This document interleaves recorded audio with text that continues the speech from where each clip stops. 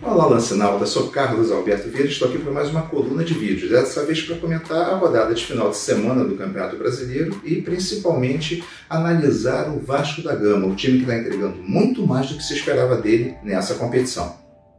Bem, turma, rodada bastante curiosa, né, em que as equipes da parte de cima da tabela tropeçaram. O Inter, que é o líder do campeonato com 20 pontos, jogou contra o Goiás, que era o lanterna, e o Goiás venceu essa partida.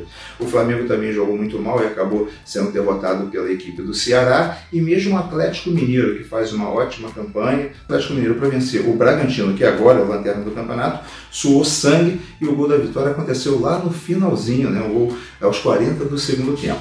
Mas o que está se mostrando é que o Atlético Mineiro, que tem um jogo a menos, se ele jogar e vencer essa partida, ele assume a liderança isolada do Campeonato Brasileiro. É um time que tem que ter muito carinho, muita atenção para ele, porque tem muita potencialidade. No caso do Flamengo, o Flamengo jogou muito mal, uma das suas piores partidas, sob o comando do Domenech, lembra muito o que aconteceu no Atlético Goianiense. O Domenech fez alterações, as alterações não deram certo, fez substituições no segundo tempo, as substituições não deram certo, ninguém jogou bem no Flamengo. Tem que considerar aí que o Gabigol perdeu uma chance de ouro quando a partida estava 0 a 0, poderia ter feito o gol e dado maior tranquilidade para o Flamengo, mas o Flamengo enfrentou um adversário inferior e não soube sair de um resultado adverso quando tomou o primeiro gol. Praticamente acabou tomando um branco, principalmente no segundo tempo. Jogou muito mal o Flamengo no segundo tempo e continua com essa irregularidade. Podem ficar todos pensando, não, mas a cabeça está na Libertadores. O Flamengo tem um elenco muito bom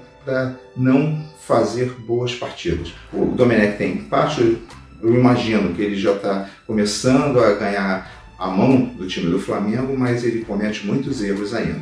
E agora vamos falar do Vasco. No início do campeonato, todo mundo imaginava o Vasco da Gama vai lutar contra o rebaixamento. A sensação ainda é essa, né? Porque você pega a equipe do Vasco e não vê assim grandes jogadores, o time é a continha do chá, mas o Vasco está entregando muito resultado. E contra o Botafogo, o Vasco venceu por 3 a 2. Todos podem falar que o Vasco deu muita sorte, porque o Botafogo teve a chance do empate no final e o goleiro Fernando Miguel fez um verdadeiro milagre. Certamente que a grande sequência de defesas desse campeonato foi do Fernando Miguel nesse jogo contra o Botafogo no finalzinho da partida, mas o que acontece é que o Vasco está vencendo os seus jogos.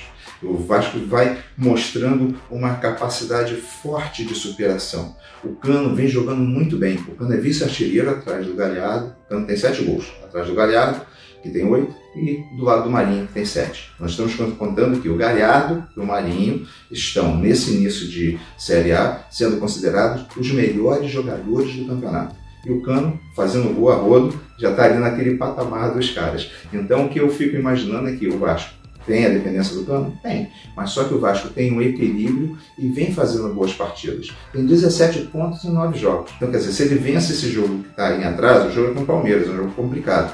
Mas se ele vence, ele se iguala em pontuação ao Internacional, né? Numa suposição de que esse jogo seria realizado, por exemplo, agora. Não é.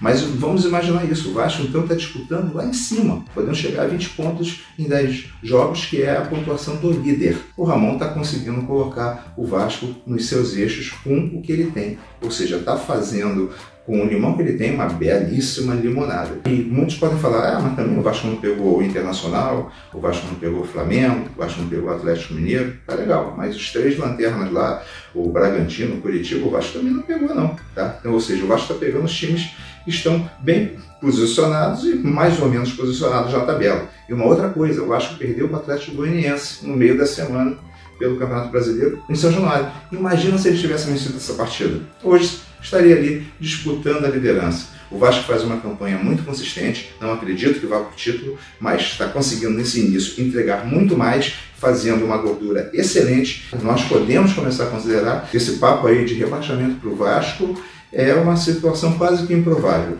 Tá? O Vasco em 9 jogos já tem 17 pontos. Você escapa de rebaixamento com 45 e você tem 38 rodadas. O Vasco está bem demais, está surpreendendo, merece 5 estrelas pela campanha que está fazendo até esse momento. Um grande abraço, pessoal, e até a próxima!